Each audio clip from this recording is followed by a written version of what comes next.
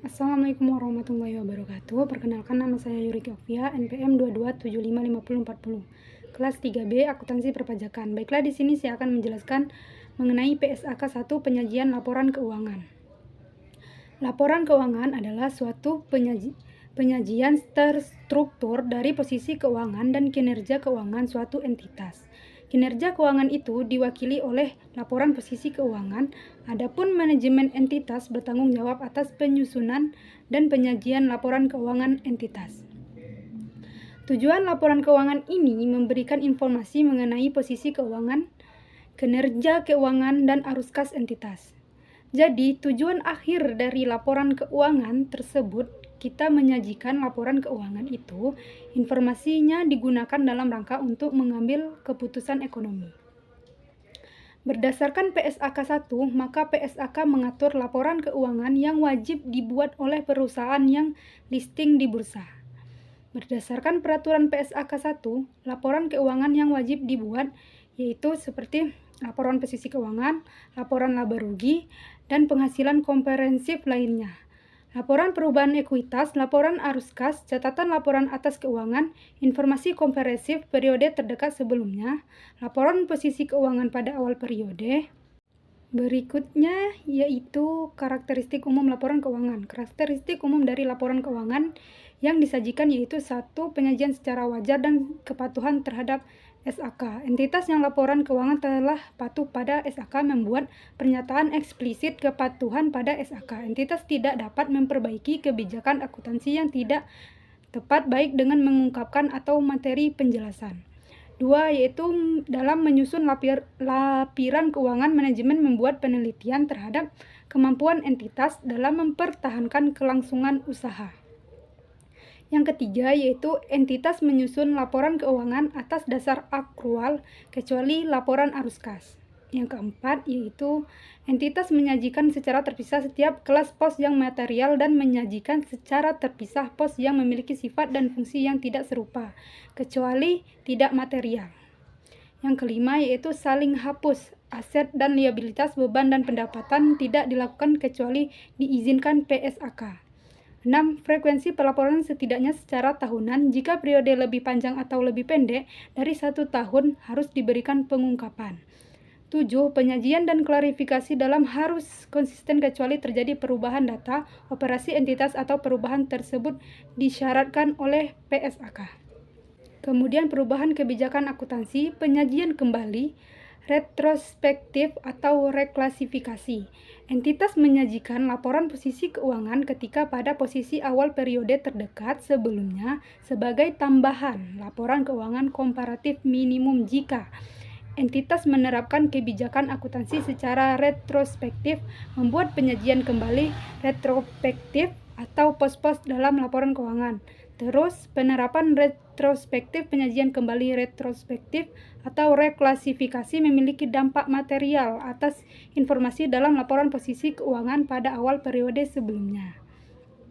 Entitas juga menyajikan 3 laporan posisi keuangan pada yaitu akhir periode berjalan, akhir periode sebelumnya, dan awal periode. Struktur dan isi laporan keuangan. Pertama, membuat judul laporan keuangan. Kedua, identifikasi laporan keuangan yaitu entitas mengidentifikasikan laporan keuangan secara jelas dan membedakan dari informasi lain dalam dokumen publikasi yang sama. Kemudian menyajikan informasi seperti nama entitas dan periode laporan, apakah laporan satu atau kelompok, tanggal akhir periode atau periode yang dicangkup, mata uang pelaporan, pembulatan yang digunakan. Kemudian yaitu saya akan menjelaskan laporan posisi keuangan. Laporan posisi keuangan yaitu mencakup informasi minimal yang disajikan dalam laporan keuangan dapat ditambahkan jika penambahan tersebut relevan. Penyajian dalam baris sendiri atau dalam catatan tergantung dari materialitas informasi tersebut. Pos tambahan, penyajian aset lancar dan tidak lancar, dan liabilitas jangka pendek dan jangka panjang sebagai klasifikasi yang terpisah kecuali penyajian berdasarkan likuiditas. Terus perbedaan lancar dan tidak lancar berdasarkan realisasi atau penggunaan aset, penyesuaian kewajiban liabilitas dalam jangka waktu 1 tahun. Kemudian yaitu saya akan menjelaskan minimum line item. Apa sih minimum line item? Yaitu informasi minima yang harus disajikan dalam laporan posisi keuangan dan dapat ditambahkan jika penambahan tersebut relevan, yaitu aset tetap, properti investasi, aset tak berwujud, aset keuangan, investasi dengan menggunakan metode ekuitas, aset biologis sesuai PSAK 69, persediaan, piutang dagang dan piutang lain, kas dan setara kas, utang dagang dan utang lain. Selanjutnya yaitu aset dan liabilitas jangka pendek. Klasifikasi aset lancar yaitu mengharapkan akan merealisasikan aset atau bermaksud menjual atau menggunakannya dalam siklus operasi normal, memiliki aset untuk tujuan diperdagangkan, merealisasikan aset dalam jangka waktu 12 bulan setelah pelaporan.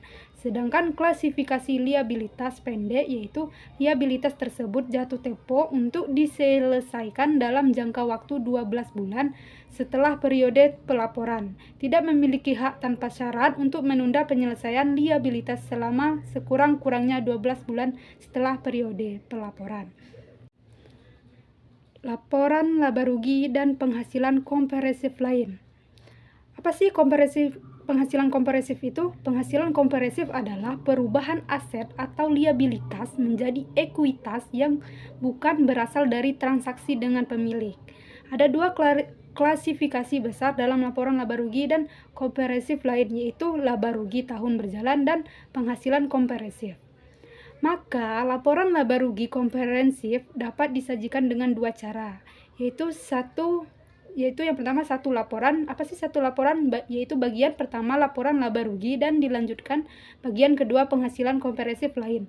Terus dengan cara dua laporan laba rugi dan laporan penghasilan komprehensif yang dimulai dari laba rugi tahun berjalan. Selanjutnya yaitu penghasilan komprehensif lain. Penghasilan komprehensif lain berisi pos-pos penghasilan dan beban termasuk penyesuaian reklasifikasi yang tidak diakui dalam laba rugi sebagaimana diisyaratkan dan diizinkan PSAK. Penghasilan komprehensif lain ini disajikan berdasarkan dua kelompok. Satu, tidak akan direklasifikasi lebih lanjut ke laba rugi seperti surplus revaluasi aset tetap, penyesuaian imbalan kerja, keuntungan atau kerugian dari instrumen. Yang kedua, itu akan direklasifikasi lebih lanjut ke laba rugi ketika kondisi tertentu dipenuhi seperti cash flow hedge menjadi keuntungan atau kerugian yang efektif. Laporan perubahan ekuitas yaitu yang pertama menunjukkan total laba rugi komprehensif selama suatu episode yang diatribusikan kepada pemilik entitas induk dan pihak non pengendali. Kemudian untuk tiap komponen ekuitas, pengaruh penerapan retrospektif, terus rekonsiliasi antara saldo awal dan akhir periode yang timbul dari laba rugi pos pendapatan komprehensif, transaksi dengan pemilik dalam kapasitasnya sebagai pemilik. Yang terakhir yaitu catatan atas laporan keuangan. Catatan atas laporan keuangan menyajikan informasi dasar penyusunan laporan keuangan dan kebijakan akuntansi seperti dasar pengukuhan, kebijakan yang relevan, asumsi dalam estimasi. Terus memberikan informasi yang tidak disajikan di bagian manapun dalam laporan keuangan, tetapi informasi tersebut relevan untuk memahami laporan keuangan. Kemudian penyajian catatan atas laporan keuangan dilakukan secara sistematis. Terus membuat referensi silang antara setiap pos untuk informasi yang berhubungan dalam catatan atas laporan keuangan. Hanya itu yang dapat saya sampaikan, lebih dan kurangnya saya mohon maaf. Saya akhiri, wassalamualaikum warahmatullahi wabarakatuh.